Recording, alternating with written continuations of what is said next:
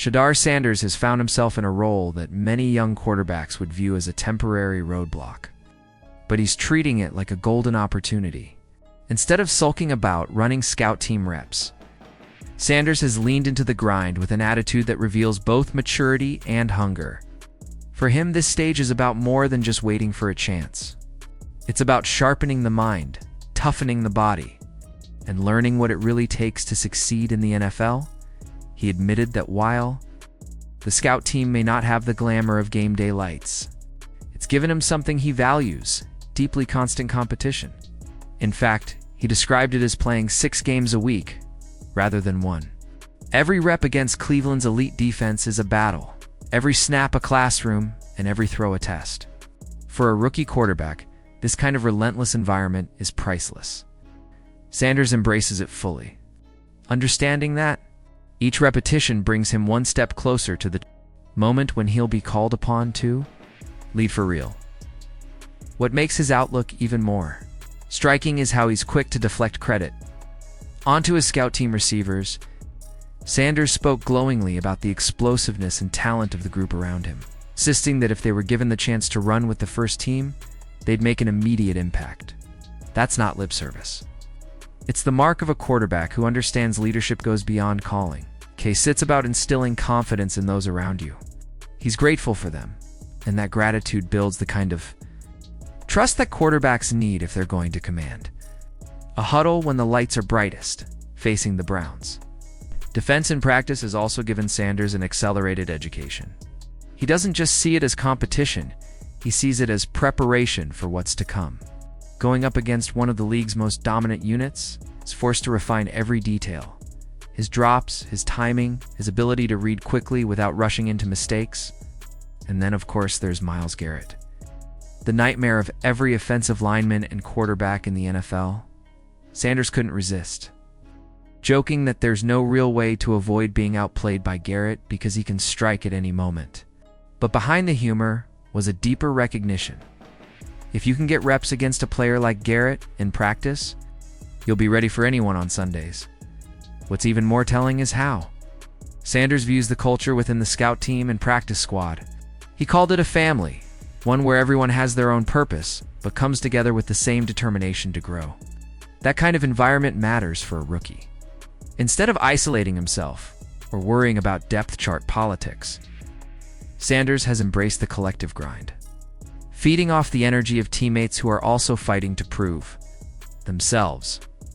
When he praised the Browns' defense as one of the best in the league and gave a nod to the linebackers as arguably the strongest unit in football, it wasn't just flattery, it was perspective.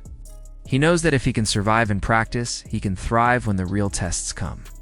And that confidence is exactly what head coach Kevin Key, Stefanski and quarterback Coach Bill Musgrove envisioned when they placed him in a specialized developmental program, Ross. Tucker even highlighted how detailed that program is, minute-by-minute planning designed to shape Sanders into a quarterback who won't just survive in the NFL, but succeed in it. Bill Musgrove reinforced that message when he assured reporters Sanders will get his shot. There's no question in their minds. It's only a matter of when. He emphasized that Sanders and fellow rookie Dillon Gabriel are training together, working as if they're just a few snaps away from being called up. That proximity to the field is fueling their preparation. Knowing that the opportunity could come in an instant, the Browns' strategy here is calculated. They've seen what happens when young quarterbacks are thrown in too early, forced to learn on the fly with no foundation. With Sanders, they're taking a different path, building him from the ground up, letting him take his lumps in practice, and ensuring that when his name is called, he's not just prepared, he's over-prepared. For a franchise that has struggled for decades to find stability under center, this methodical approach could be the key to finally breaking the cycle. And Sanders isn't resisting it. He's thriving in it. He's putting in the hours, studying, tightening up mechanics, building chemistry, and learning patience. He's proving that he doesn't just want the spotlight, he wants to earn it. That mindset, combined with the structure Cleveland has put around him, makes it clear that when his moment arrives, he'll be ready to seize it. The question now is timing. How long do the Browns wait before giving Sanders a real shot? Fans are eager, whispers are growing louder, and the team's offensive struggles only amplify the conversation. But for now, Sanders remains locked in on the long game. He knows his path isn't about instant gratification. It's about laying a foundation brick by brick until he's ready to step in and never look back. So what do you think? Is the Browns' patient approach the right one? Or should Sanders be given more game reps sooner rather than later? Do you believe facing elite defenders like Myles Garrett in practice is accelerating his growth? Or could game action be the true teacher he needs? When his opportunity does arrive, will Sanders rise to the occasion and finally give Cleveland the stability it's been chasing for years?